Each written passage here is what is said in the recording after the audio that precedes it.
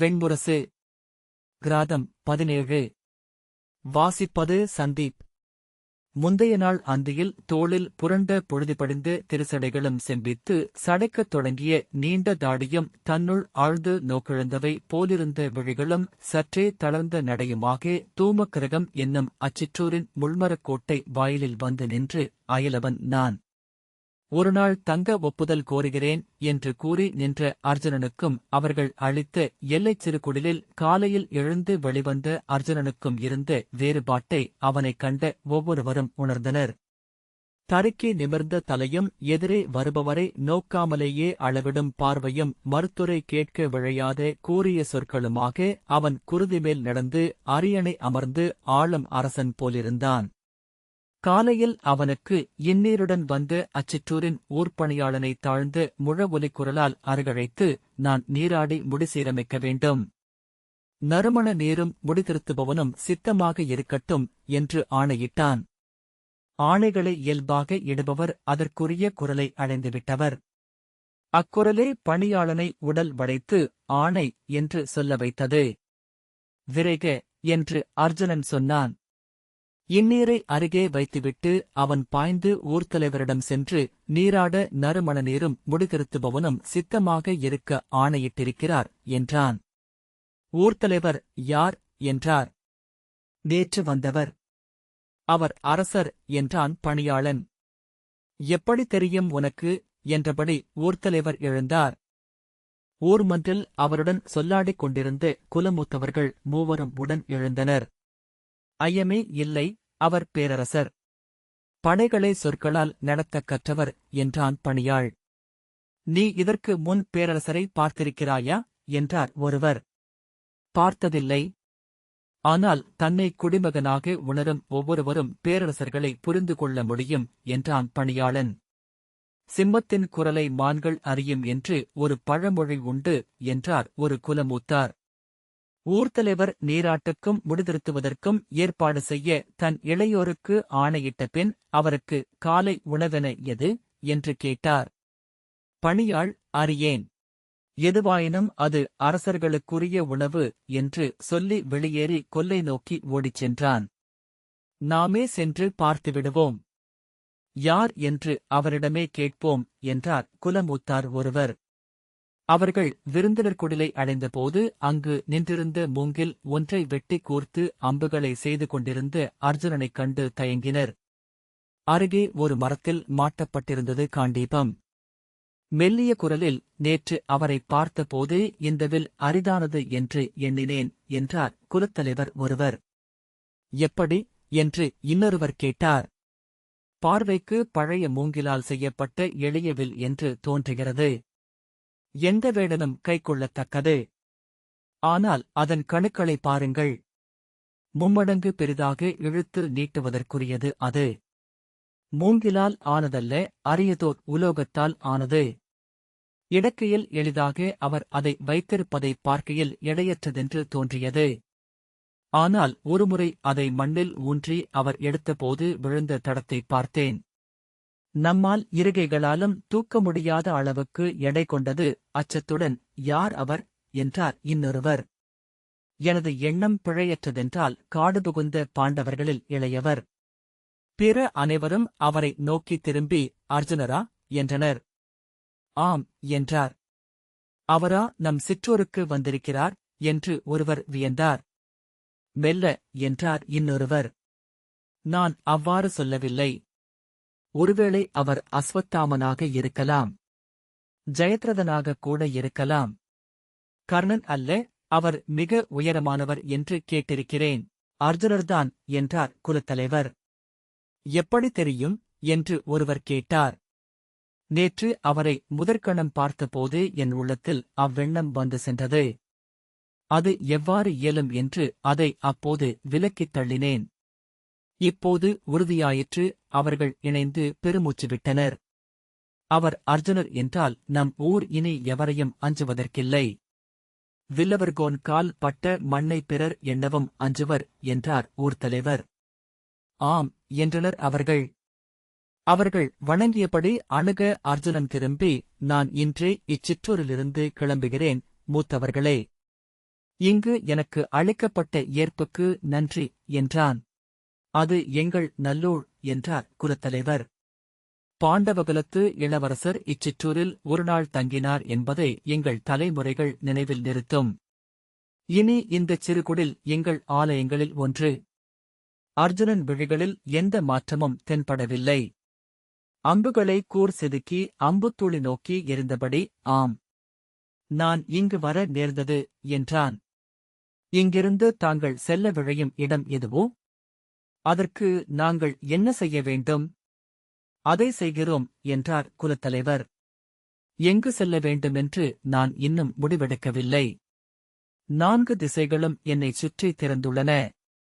4ஐயும் நான் வென்றாக வேண்டும். முதல் திசை எதுவென்று எண்ணிக்கொண்டிருக்கிறேன் என்றான். ஒருவர், அதிலென்ன ஐயம்? தங்கள் தந்தையின் திசையாகிய கிழக்கு என்றார். அர்ஜுனன் அவரை பொருளில்லா நோக்குடன் திரும்பி நோக்கிவிட்டு பிறிதொரு அம்பை கூர்த்தீட்டினான். 2 இளைஞர்கள் வந்து வணங்கி, அரசே, இளவெந்நீர் காத்திருக்கிறது. நீராட்டுக்குரிய அனைத்தையும் எடுத்து வைத்துவிட்டோம். முடிதிருத்துபவன் காத்திருக்கிறான் என்றனர். நன்று என்றபடி அர்ஜுனன் திரும்பி நடந்தான். குலமூத்தாரில் ஒருவர், அந்த வில்லை ஒருமுறை தொட்டுப் பார்க்க வேண்டும் என்று என் விருப்பம் என்றார். எடுத்துப் பாருங்கள். அதற்கென்ன என்றார் இன்னொருவர். பிழையாக ஆகிவிடாதல்லவா என்றார் 3ஆமவர். குலத்தலைவர், மரத்திலிருந்து சரிந்தது என்று சொல்வோம். எடுத்துப் பாருங்கள், நாமும் அதை தொட்டோம் என்பதே நாளை நம் இளையோருக்கு கதையாக சொல்லத்தக்கதல்லவா என்றார். அவர்கள் ஆர்வமும் பதற்றமுமாக ஒருவரை ஒருவர் நோக்கிக் கொண்டனர். அது ஒரு தெய்வம். இப்பாரதவர்ஷத்தை வென்று திசை திருப்புவதற்கென்று மண்ணில் எழுந்தது என்கின்றனர் சூதர். ஒருவர் சென்று மரத்தில் தொங்கவிடப்பட்டிருந்த அந்த வில்லைப் பற்றி தூக்க முயன்றார். அவர் கைகளிலும் கழுத்திலும் தசைநார்கள் இழுபட்டன. என்ன என்றார் இன்னொருவர்.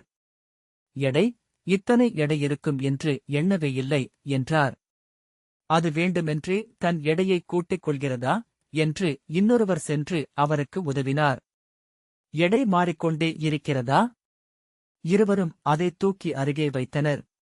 நடன மங்கையென உடல் வளைத்து சிறுவிம்மலோசையுடன் அது நிமிர பிடித்திருந்த இருவரும் இருதிசைகளிலாக நிலை தடுமாறி விழுந்தனர். அவர்கள் மேல் சரிந்து விழுந்து அவ்விசையிலேயே துள்ளிப் புரண்டு அப்பால் சென்றது. கையூன்றி எழுந்து, இது உயிருள்ளது என்றார் ஒருவர். இளம்புறவியென துள்ளுகிறது என்றார் மற்றவர். அதற்குள் நாமறியா தெய்வங்கள் குடிகொள்கின்றன என்று குலத்தலைவர் சொல்ல ஒருவர் பின்னடைந்தபடி அஞ்சிய விழிகளுடன் அது நம் சொற்களை கேட்டுக் கொண்டிருக்கிறது என்றார். அதில் வாழும் தெய்வங்கள் நாம் தொடுவதை விரும்பவில்லை போலும் என்றார் ஓர் தலைவர். இளையவனொருவன், அது கலிங்கச் சிற்பிகளின் நுண்பொறி. அதற்குள் நாமறியாத எழுவிற்கள் உள்ளன. அவற்றை அறியாதவர் அவ்வில்லை ஏந்த முடியாது என்றான். இதை யார் எடுத்து திரும்ப வைப்பது? நாம் அதைத் தொட்டதை அவர் அறிந்தால் சினம் கொள்வார் என்றார். அது விழுந்துவிட்டதென்றே இருக்கட்டும் என்று ஒரு முதியவர் சொன்னார். அவர் நீராடி வரட்டும், உணவருந்தட்டும், கிளம்புகையில் தலை வணங்கி விடை கொடுப்போம் என்றார். பின் நிறையில் எவரோ, அவர் இன்றே கிளம்புகிறார் என்பது நன்று என்றார். அனைவரும் அவரை நோக்கித் திரும்பினர். நான் அவர் விழிகளைப் பார்த்த பின் சொல்கிறேன். கொல்லவரும் புலியின் நோக்கு அவற்றில் உள்ளது. நம்மை அது அறிந்திருக்கும் என்று தெரியும். ஆனால் அவ்விழிகள் நம்மை நோக்காது என்றார் அவர். அங்கிருந்த அனைவரிடமும் மெல்லிய அமைதியின்மை ஒன்று பரவியது. நாம் இம்மலைக்காட்டுக்குள் ஒளிந்திருக்கும் ஒரு சிற்றூர் மாந்தர். பெரியவை எவற்றையும் நாம் அறிந்ததில்லை. நமது தெய்வங்களும் சிறியவையே. அஞ்சுவது ஒன்றே நாம் அறிந்தது. நாம் எதற்கு எதைப் பற்றியெல்லாம் பேச வேண்டும் என்று குலமுதியவர் ஒருவர் சொன்னார். யானை கடந்து சென்றால் நாணல்கள் சரிவதில்லை பெருமூச்சுடன் ஆம் என்றார் ஊர் தலைவர். அர்ஜுனன் சடைகளை வெட்டி அகற்றி, தாடி திருத்தி, மீசையை மெழுகிட்டு கூர்மைப்படுத்தி நீராடி புதிய மான் தோலாடை இடையில் அணிந்து ஊர்மன்றுக்கு வந்தபோது அங்கு அச்சிற்றூரின் மக்கள் அனைவரும் கூடியிருந்தனர். குழந்தைகளை இடையிலேந்திய பெண்கள் உடல் நெருக்கி கைகளால் ஒருவரை ஒருவர் பற்றிக் கொண்டு ஒற்றை உடலென நின்றனர். அவர்களின் உள்ளமும் ஒற்றைப் பெருக்கென சென்றது. அவன் உள்ளே நுழைந்ததுமே அத்தனை விழிகளும் சென்று அவன் உடல் மேல் பதிந்தன. உடல்கள் முறுக்கப்பட்டவை போல அசையப் பெருமூச்சுகள் ஒலித்தன. அவன் நடந்து மன்றுக்கு வந்து அங்கு போடப்பட்டிருந்து புதிய மரவொரி விரிக்கப்பட்ட இருக்கையில் அமர்ந்ததும் ஒற்றை நீள்மூச்சு எழுந்து மெல்ல உடல் தளர்ந்தனர் பெண்டிர். அன்னையரின் உள்ளத்தை எவ்வண்ணமோ உணர்ந்து அவர்கள் இடையிலிருந்த ஆண் குழவிகள் ஓசையிட்டன. அன்னையரின் கன்னங்களைப் பிடித்து தங்களிடம் திருப்ப முயன்றன. இடைகளில் கால்களை உதைத்து எம்பிக் குதித்தன. அர்ஜுனனை நோக்கி கை நீட்டி நாதிருந்தா குரல் எழுப்பின. அன்னையர் அவற்றை மெல்ல அடித்தும் இறுக்கிப் பிடித்தும் ஓசையின்றி இரு அமைதி கொள் என்று ஆழ்குரலில் அடக்கினர். அச்சொல்லிலும் தொடுகையிலும் இருந்த அயல்தன்மையால் குழந்தைகள் மேலும் சினம் கொண்டு ஓசையிட்டன. அன்னையர் அவற்றை அதட்டுவதும் கன்னியர் திரும்பி விழியுருட்டி அடக்குவதும் கலந்து பெண்கள் நிறைய கலைந்து ஒலித்தது. குலமூத்தார் ஒருவர் திரும்பி, என்ன அங்கு ஓசை? அமைதி என்றார். அனைவரும் குழவிகளை அவரை நோக்கித் திருப்பி, பார், தாத்தா உன்னை திட்டப் போகிறார் என்று மிரட்டினர். குழந்தைகள் அவரை அரைக்கணம் நம்பிக்கையின்மையுடன் நோக்கியபின் மீண்டும் அர்ஜுனனையே பார்த்தன. அப்போதுதான் விழியொளி கொண்ட குழந்தைக்குக் கூட அங்கு எவரை நோக்க வேண்டுமென்று தெரிந்திருந்தது. அர்ஜுனனுக்கு இருபக்கமும் ஊரின் குலமூத்தார் நிறைவகுக்க அப்பால் இளைஞர்கள் கைகள் கட்டி நின்றனர். அர்ஜுனன் முன் உயரமற்ற பீடத்தில் மரவுரி விரிக்கப்பட்டிருந்தது. ஊர்த்தலைவர் இன்னுணவு கொள்க அரசே என்றார். அவன் தலையசைத்ததும் தட்டில் சுட்ட கிழங்கும் தேனும் எண்ணெயில் பொரித்து ஊனும் இலையில் பொதிந்து ஆவியில் வேகவைக்கப்பட்ட அப்பங்களும் மூங்கில் குவளை நிறைய மஞ்சளிட்டு கொதிக்க வைக்கப்பட்ட பாலும் பரிமாறப்பட்டது. அருந்துங்கள் அரசே. எங்கள் இச்சிற்றூரில் பேரரசர்களுக்கூட இவ்வெளிய உணவையே அளிக்க முடியும் என்றார் ஊர்த்தலைவர். அர்ஜுனன் மறுமுகமன் சொல்லாமல் அதை உண்டான். அவன் உணவுண்பதை நோக்கியபடி அவர்கள் அசைவற்று நின்றனர். அவ்வப்போது வளையொலியும் ஆடையொலியும் மூச்சுக் கசங்கலும் மென்குரல் முனகல்களும் எழுந்து கொண்டிருந்தன. ஒவ்வொருவர் உள்ளத்திலும் ஒற்றை எண்ணமே ஓடிக்கொண்டிருந்தது. இவன் இளைய பாண்டவன் அர்ஜுனன். இளமை நாள் முதல் அவர்கள் கதைகளில் கேட்டறிந்தவன். சிம்மத்துடன் ஆடிய பரதனுக்கும் ரகுகுல ராமனுக்கும் அனல்குலத்து பரசுராமனுக்கும் துவாரகையின் இளைய யாதவனுக்கும் உரிய உலகில் வாழ்பவன். ராவணனும் இரணியனும் இவனுடன் வாழ்பவர்கள். அப்படியென்றால் கதைகளில் வாழ்பவர்கள் அனைவரும் உடல் கொண்டவர்களே. கால் கொண்டு நடந்து கை கொண்டு செயலாற்றி கண்முன் வந்து அமரத்தக்கவர்களே. அவை பொய்யல்ல. அவர்கள் ஆற்றிய குருதிப் பெருக்கெழும் பெரும்போர்கள், விண்ணும் மண்ணும் வென்று கடந்து செல்லும் மாயப் பயணங்கள் அனைத்தும் உண்மை. அவர்களின் எரியெழும் உழக்குமுறல்கள், வஞ்சங்கள், அழியாத்துயர்கள் அனைத்தும் நிகழத்தக்கவையே. தேவர்களும் அசுரர்களும் 3 தெய்வங்களும் அனைத்தும் அந்த ஊர்மன்று போல் அங்கிட்ட பீடம் போல் உண்மையானவை. அவற்றின் மேல் அமர்ந்திருக்கும் அந்த மனிதன் இருகைகளையும் விரித்து சிறகாக்கி விண்ணில் எழக்கூடும். வெண்பகையென காற்றில் பரவிச் செல்லக்கூடும். வெறுமொரு சொல்லென எண்ணமென ஆகி அங்கு எஞ்சவும் கூடும். தொல்கதைகளில் இருந்து ஊறிச் சுட்டி வந்து விழுந்திருக்கும் ஒரு துளி. இங்கிருந்து வளர்ந்து தொல்கதைகளுக்கு அது மீளும். எத்தனை நோக்கியும் அவன் எனும் விந்தை அழியவில்லை. எத்தனை விழிசிமிட்டிய பின்னரும் அவன் அங்குதான் இருந்தான். அவர்கள் அவனை தொட்டுப் பார்க்க விழைந்தனர். அவன் செல்லும்போது உடன் சென்றால் இளமையின் ஒளி பரவிய அத்தொல்கதைகளுக்குள் சென்றுவிட முடியுமென்று எண்ணிக்கொண்டனர். அவன் வெற்றிகளை நினைவு கூர்ந்தனர் இளையோர். அவன் கொண்ட காதலிகளை நினைத்துப் பார்த்தனர் பெண்டிர். மெய்நாடி அவன் சென்ற பயணங்களில் எல்லாம் அலைந்து கொண்டிருந்தனர் முதியோர். பின்னர் அவர்கள் மெல்லிய ஏமாற்றம் ஒன்றை அடைந்தனர். இவன் மனிதன், அந்தக் கதைகளில் வாழும் சொற்தலைவர்களைப் போல் அல்ல, வெறும் மனிதன். அப்படியென்றால் இளைய யாதவரும் மனிதனே. ரகுராமனும் பரசுராமனும் மனிதனே. இந்திரனும் யமனும் இவர்களைப் போன்றவர்களே. 3 தெய்வங்களும் கூட மானுடத்தன்மை கொண்டவர்கள்தான். கதைகளை சொல்லிச் சொல்லி தாங்கள் களைந்திட்டது மானுடத்தன்மையை என்று அவர்கள் உணர்ந்தனர். அம்மானுடத்தன்மையே ஆகி வந்து அமர்ந்திருக்கும் அவனை மீண்டும் கதைகளுக்குள் செலுத்த விழைந்தனர். அங்கிருந்து அவன் காற்றின் திரை விலக்கி உள்ளே சென்று மறைந்துவிட வேண்டும். விண்ணிலிருந்து ஒளிச்சிறகுகளுடன் கந்தர்வர்கள் வந்து அவனை தூக்கிச் செல்ல வேண்டும். அவனைச் சுமந்து செல்ல பொன்னிற வாருடன் புரவி வந்து நிற்க வேண்டும். உணவருந்தி அவன் எழுந்தவுடன் ஊர்த்தலைவர், எங்கள் இளையோரை வாழ்த்துக. அரசே, தங்கள் வில்திறன் சற்றேனும் இங்கு திகழ்க என்றார். ஆம் என்றான் அர்ஜுனன். குழந்தைகளை கொண்டு வாருங்கள் என்று முதியவர் பெண்களை நோக்கி சொன்னவுடன் அவர்கள் கால் தளர்ந்து நெஞ்சு படபடக்க பின்னடைந்தனர். என்ன அங்கே? விரைந்து வாருங்கள். அவர் கிளம்பவிருக்கிறார் என்றார் முதியவர். செல்லடி என்று ஒருத்தி இன்னொருத்தியை தள்ளினாள். ஐயோ என்று அவள் பின்னடைந்தாள். போடி என்று இன்னொருத்தி முன்னால் வந்தாள்.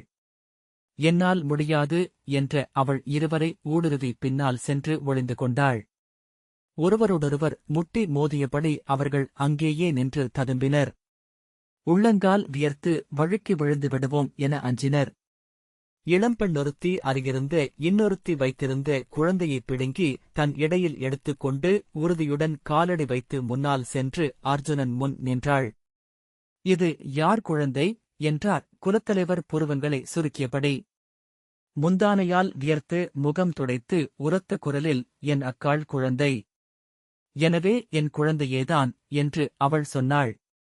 அவளுடைய நிமிர்வையும் துடுக்கையும் கண்டு பிற பெண்கள் கூசி சிலிர்த்து தங்களுக்குள் சிரித்தனர். அவளாகி அங்கே அவர்களே நடித்தனர். அர்ஜுனன் அவள் கையிலிருந்து அம்மைந்தனை வாங்கி அவன் வலது கையை விரித்து அதில் தன் வலது கையை வைத்து வில் சிறக்கட்டும் என்று வாழ்த்தினான். குழவியை திருப்பி அளித்தபோது அவன் விரல்கள் அப்பெண்ணின் விரல்களைத் தொட்டன.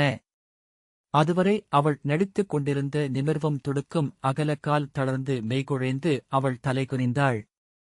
செல்க, அடுத்த குழந்தை வரட்டும் என்றார் ஊர் முதியவர். அவள் அவனை பார்த்தபடியே கால்களை பின்னெடுத்து வைத்து நின்றாள். மூக்கு நுனியும் மேலுதடும் வேர்க்க கழுத்து ஈரம் குளிர்ந்து பளபளக்க மூச்சில் முலைகள் எழுந்து அமர அங்கேயே நின்றாள். அவள் நிலையை தன் உடலால் உள்ளமைந்த ஆணினும் சிறுதுளியால் உணர்ந்த குழவி இருகைகளால் அவளை முகத்தில் அடித்து கால்களை உதறி சிணுங்கியது. உடல் திருப்பி தன் அன்னையை நோக்கி கை நீட்டி, அம்மா, அம்மா என்றது. அவள் அங்கு நின்றே கைகளை நீட்டி, வா என்று அதை அழைக்க தாவியபடி அம்மா என்று வீறிட்டது. செல்லடி, அடுத்தவர் வரட்டும் என்றார் குலமுதியவர். அவள் தலை குனிந்து கனவிலென மெல்ல நடந்து கூட்டத்திற்கு திரும்பினாள். குழவியை அதன் அன்னை அள்ளி எடுத்துக்கொண்டாள். சினத்துடன் திரும்பி தங்கையிடம், என்ன துடுக்கு உனக்கு? உன்னைப் பற்றி இங்குள்ளவர்கள் என்ன நினைப்பார்கள் என்றாள். அவள் அச்சொற்களை கேட்டதாகத் தெரியவில்லை. பெருமூச்சு விட்டபடி சிவந்த கண்களுடன் வெம்மை தளதளத்து உதடுகளுடன் சற்றே திரும்பி அர்ஜுனனுக்கு தோள் காட்டி தொலைவை நோக்கி நின்றாள். அதன்பின் ஒவ்வொரு பெண்ணும் குழந்தையுடன் ஒருவரையொருவர் முந்தியும் தங்களுக்குள் ஒட்டியும் அர்ஜுனனை நோக்கிச் சென்றனர். அவன் ஒவ்வொரு குழந்தையாக எடுத்து அவற்றின் வலக்கையில் தன் கையை வைத்து வில் சூடுக என்று வாழ்த்தினான். குழந்தைகள் கையில் இல்லாத பெண்கள் குழந்தை ஏந்திய பெண்களின் தோளை அணைத்தபடி உடன் சென்றனர். அர்ஜுனன் முன் சென்று நின்று அவன் உடலை தங்கள் விழிகளால் முழுதும் தொட்டு நோக்கினர். அவன் உடலில் இருந்த வடுக்கள் பாலுறுப்பு என அவர்களை கிளறச் செய்தன. பெண்கள் நிறை முடிந்ததும் இளையோரிடம் சென்று படைக்கலம் கொள்க என்றார் குலமுதியவர். ஒரு கூடை நிறைய அம்புகளும் குறுவாட்களும் கொண்டு வந்து வைக்கப்பட்டன. அக்குலத்து இளையோர் சென்று அர்ஜுனன் முன் பணிந்து அவன் கால்களைத் தொட்டு சென்னி சூடினர். அவன் அம்பையோ குறுவாளையோ எடுத்து அவர்களிடம் கொடுத்து வெற்றி திகழ்க என்று வாழ்த்தினான். அவன் கையில் இருந்து வாள் பெற்றவர்கள் அது எடை மிக்கது என்பது போல் தசை அதிரப் பெற்றனர். சிலர் உளம் பொங்கி விழிநீர் மல்கினர். சிலர் மீண்டும்